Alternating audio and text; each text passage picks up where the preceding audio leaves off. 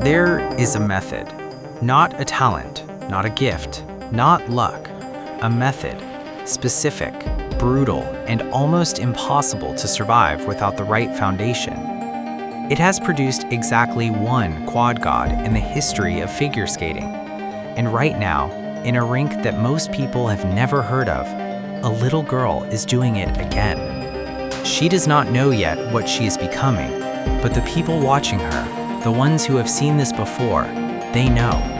They have seen this exact movement pattern once before, in her brother, before he became untouchable. We are going to show you the method today, the actual system behind Ilia Malinin's dominance. And then we are going to show you something that will make you question everything you think you know about prodigies, about genetics, and about what is coming for figure skating in the next decade.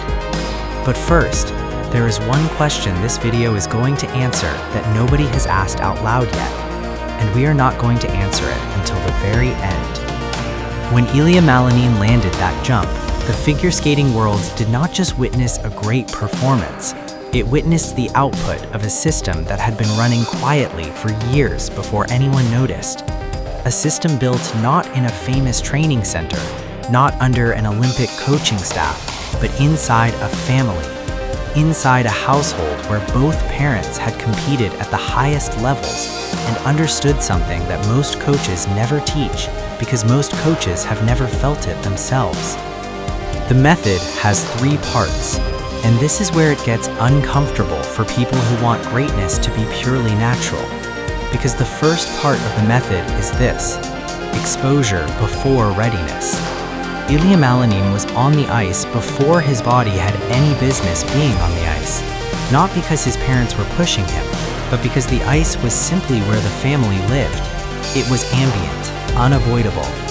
His nervous system learned to process skating information before he had the cognitive ability to be afraid of it. Fear, it turns out, is largely learned, and what you never learn to fear, you approach differently for the rest of your life. Now, here's where this story takes a turn that nobody saw coming, because his sister, she did not just grow up in the same household. She grew up watching Ilia after the method had already produced results.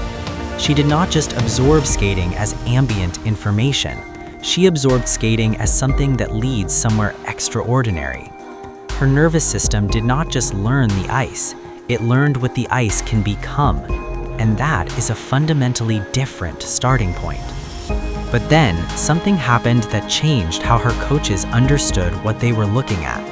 During a routine assessment, the kind every young skater goes through to measure progress, she performed a sequence that stopped the evaluation cold. Not because it was perfect, because the errors she made were not beginner errors. They were not the random mistakes of a child still figuring out basic movement. They were the specific, identifiable errors of someone who has already internalized correct technique and is simply fighting their muscle memory to express it cleanly. These are errors that coaches normally see in skaters who have been training for 5 or 6 years. She had been in formal training for 18 months. The second part of the method is what Ilia Malinin's coaches have quietly referred to as repetition beyond comfort. This is not the same as simply practicing a lot. Every serious skater practices a lot. This is something more specific and more demanding. It is the deliberate continuation of an element past the point where the body wants to stop, past fatigue, past frustration, past the moment where most young athletes look at their coach and silently ask permission to be done. Ilia Malinin was trained from a young age to treat that moment, that exact moment of wanting to stop, not as a signal to rest, but as the actual beginning of the productive work. And here is where the layer that changes everything we've talked about so far. 3 weeks ago, and we've confirmed this with people who were present, his sister was observed doing something that nobody asked her to do. After her formal practice session ended, after her coaches had moved on to working with other students, she went back to the center of the ice, and she began repeating an element she had already completed successfully earlier in the session. Not because she had failed it, not because anyone told her to, but because something inside her was not satisfied with the version she had landed. She was applying the second part of the method, repetition beyond comfort, without anyone teaching it to her explicitly. She had absorbed it, from watching her brother, from living inside the system so long that the system had become instinct. The coaches did not interrupt her, they watched, and what they saw in the next 40 minutes was the kind of session that you remember for the rest of your career.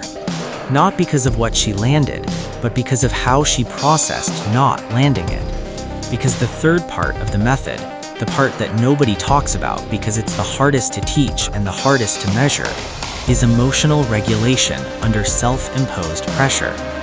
Most young athletes fall apart when they put pressure on themselves. The self-imposed session is almost always worse than the coached session because there is no external structure holding the emotions in place. Without a coach directing the energy, young athletes spiral. They get frustrated, they get sloppy, they get in their own heads. This is so universal that most elite coaching programs actively discourage unsupervised practice at young ages, not because the physical repetition is harmful, but because the emotional experience of failing alone, without guidance, does more damage than the physical repetition does good.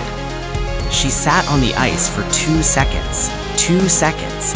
Then she got up, skated back to her starting position, and went again. No frustration visible on her face. No performance of toughness for anyone watching. Just reset. As if falling was simply data, information about what to adjust. Not an emotional event, not a failure, just feedback. That's not a 7-year-old response to failure. That's not even a normal adult response to failure. That is the response of someone who has been inside a system long enough that the system has rewired how they experience difficulty. Ilia Malinin has that same quality on competition ice, that same eerie stillness after a fall, that same immediate reset. It's one of the things that makes him almost otherworldly to watch in high-pressure moments. And his sister, at 7, already has it. Not perfectly, not completely, but the architecture is there. The foundation is unmistakable. Figure skating has a long history of siblings who trained together and produced nothing unusual. Proximity to greatness does not automatically create greatness. The figure skating world is full of brothers and sisters of champions who tried and fell short, not from lack of effort, but from the simple reality that genetics and environment only take you so far. The method matters, the timing matters, and something about the combination of this family, this method, and this particular child at this particular moment feels different from anything the sport has seen. She lands it, not with a gasp from anyone watching, not with celebration. She lands it the way someone lands something they always knew they were going to land eventually, like it was simply a matter of time and repetition and refusing to accept the alternative. She skates to the boards, takes a sip of water, and looks back at the ice the way a person looks at something they are not finished with yet. We told you at the beginning of this video that there was one question nobody had asked out loud yet. Here it is. The question is not whether Malinin's sister is talented. Watch 30 seconds of footage and that question answers itself. The question, the one that is going to matter in 5 years, in 10 years, in the moment when she steps onto a competition ice for the first time, in front of a crowd that has no idea what is coming, is this.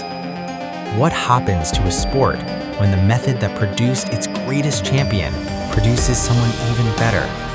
What happens to figure skating when the quad god's little sister grows up? I want to know what you think, not about whether she is good. We can all see she is good. I want to know, do you believe a training method can be more powerful than raw talent? Because everything I have shown you today suggests the answer is yes, and not changes everything. Tell me in the comments. I read every single one.